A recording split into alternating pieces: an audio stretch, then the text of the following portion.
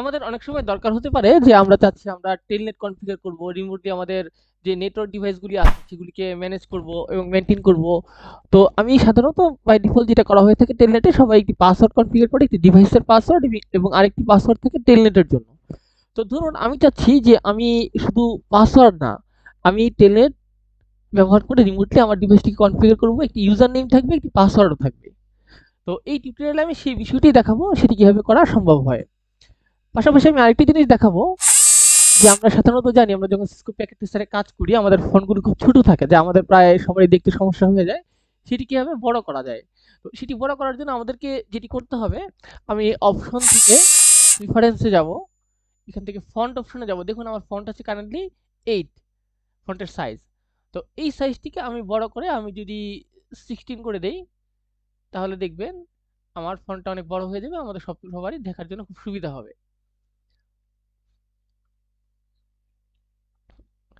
তো আমরা এই ডিভাইসটিকে কনফিগার শুরু করি।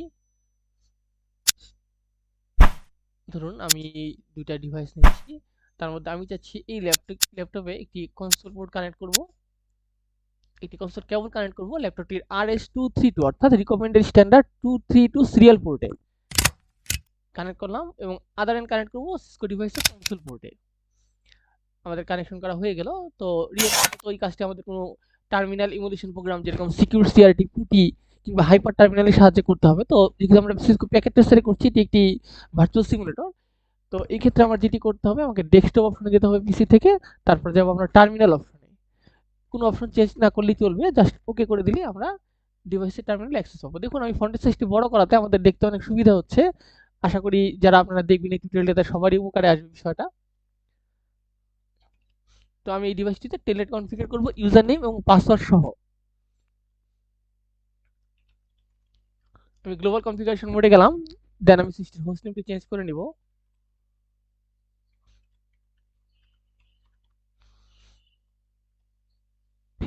আমার সেকেন্ড কাজ হচ্ছে ডিভাইসটিতে একটি পাসওয়ার্ড অ্যাসাইন করা। মনে রাখতে হবে এখন যে পাসওয়ার্ডটি আমি অ্যাসাইন করবো এটি কিন্তু ডিভাইসের পাসওয়ার্ড, এটি কিন্তু টেলনেটের পাসওয়ার্ড না। আমি যে পাসওয়ার্ডটি অ্যাসাইন করবো এনএমও 6 কমান্ডের পরে এটি হবে হ্যাশ অ্যালগরিদমে এনক্রিপ্টেড।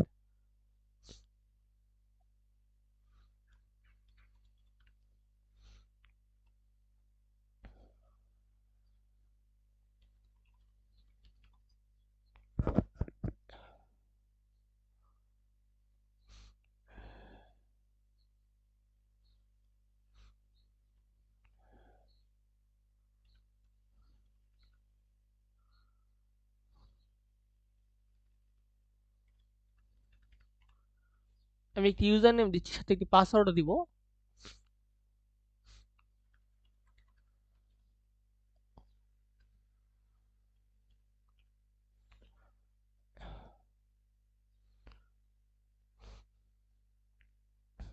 এখন আমাদের টেলনেট কনফিগারেশন শুরু করব।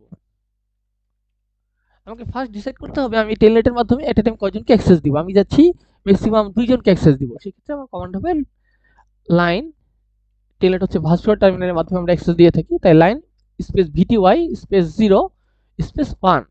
যদি একজনকে দিতাম শুধু লাইন ভিটিওয়াই স্পেস 0 লিখতে হতো, যদি 9 জনকে দিই তাহলে লাইন ভিটিওয়াই স্পেস 0 স্পেস 8, কারণ 0 থেকে 8 পর্যন্ত 9টি সংখ্যা।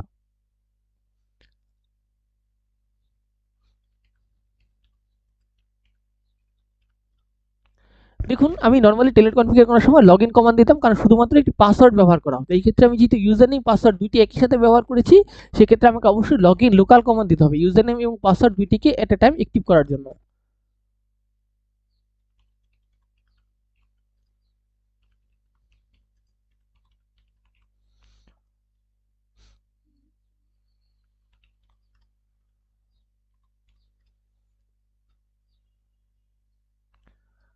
আমরা যা কনফিগারেশন অলরেডি করেছি এটা আমাদের টেলনেট কনফিগারেশন হয়েছে, বাট তারপরেও টেলনেটটি কাজ করবে না, কারণ এই ডিভাইসে আমি কোনো ধরনের আইপি অ্যাড্রেস অ্যাসাইন করিনি।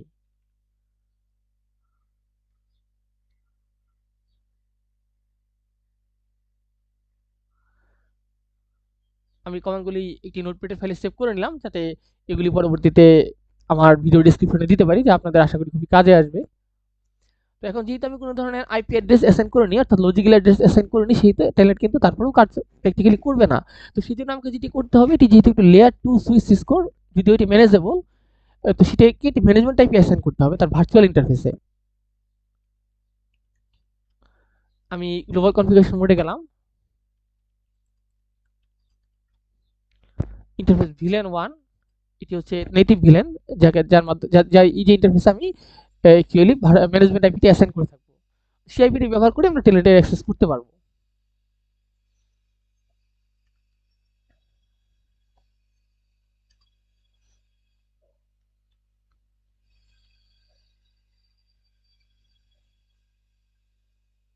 আমার কমান্ডটি ভুল হয় রিজেক্ট হয়েছে, এখানে নো শাটডাউন কমান্ড ইন্টারফেসটিকে আপ করে নিলাম, আমাদের কনফিগারেশন শেষ। আমি যদি প্রিভিলেজ এক্সিকিউশন মোডের কোনো কমান্ড গ্লোবাল কনফিগারেশন মোডে দিই, সেজন্য অবশ্যই সেই কমান্ডের আগে আমাদেরকে ডু ব্যবহার করতে হবে। দেখুন আমি ডু ডব্লিউআর লিখেছি। কমান্ডগুলো আমি সেভ করে নিচ্ছি।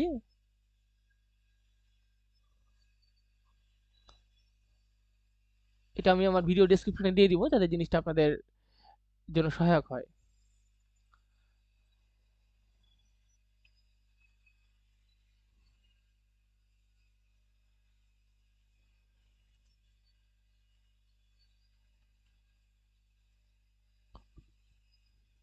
আমি ডিভাইস থেকে সম্পূর্ণভাবে বের হয়ে গেলাম,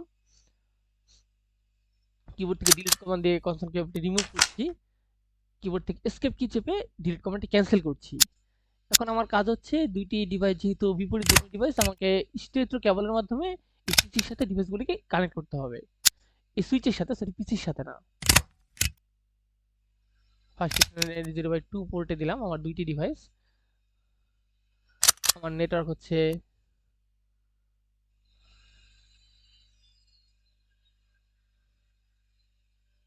সুইচের আইপি হচ্ছে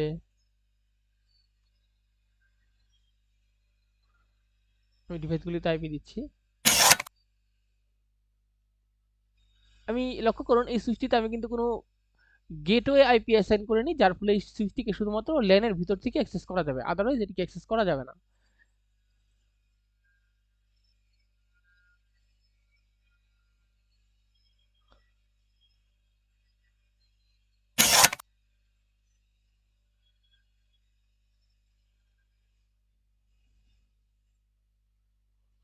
শুধুমাত্র আইপি অ্যাড্রেস এবং সাবনেট মাস্ক কনফিগার করলেই হবে, যেহেতু আমি ল্যান থেকে অ্যাক্সেস করছি, কোনো ধরনের এই নেটওয়ার্কের বাইরে যাওয়ার আমার কোনো ওয়ে নাই, কোনো গেটওয়ে নাই এই মুহূর্তে।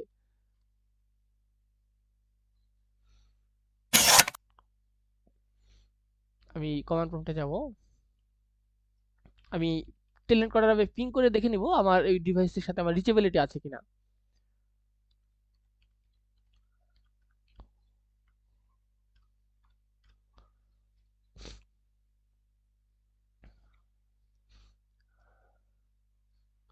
ফার্স্ট টাইম অনেক সময় পিং ফেল হতে পারে বা প্যাকেট লস হতে পারে, সেক্ষেত্রে আমরা সেকেন্ড টাইম পিং করে কনফার্ম হয়ে নিব যে কোনো ধরনের প্যাকেট লস আমাদের নেই। দেখুন এবার আমার কনফিগারেশনটা 100% সাকসেসফুল। তো এখন আমি যেটি করব, টেলনেট করব।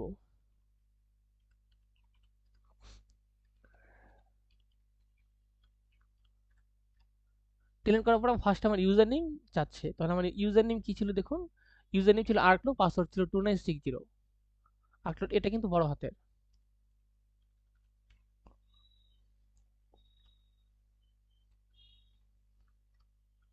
আমি ডিভাইসটিতে অ্যাক্সেস পেয়ে গেছি। এখন আমার ডিভাইসটির পাসওয়ার্ড লাগবে, সর্বপ্রথম লাগবে টেলনেটের ইউজার নেম এবং পাসওয়ার্ড, সেকেন্ড লাগবে ডিভাইসের পাসওয়ার্ড। তো ডিভাইসের পাসওয়ার্ড ছিল কি সিসকো,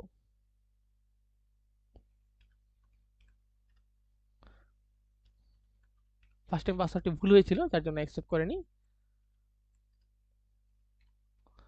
দেখুন আমি ডিভাইসে অ্যাক্সেস পেয়ে গেছি, রিমোটলি খুব ইজিলি ডিভাইসটিকে কনফিগার করতে পারছি, তার মানে আমাদের টেলনেট যে কনফিগারেশন এটি অলরেডি সাকসেসফুল হয়ে গেছে। আশা করি এই টিউটোরিয়ালটি আপনাদের কাজে আসবে, পাশাপাশি প্যাকেট ট্রেসার কিভাবে আপনারা বড় ফোনটিকে বড় করে দেখতে পারেন আপনাদের দেখার সুবিধার্থে, সেটিও আমি দেখিয়ে দিলাম। আর আশা করছি আমার চ্যানেলটিকে আপনারা লাইক এবং সাবস্ক্রাইব করতে ভুলবেন না, কারণ আপনাদের লাইক এবং সাবস্ক্রাইবই আমার জন্য একটি বড় ইন্সপাইরেশন।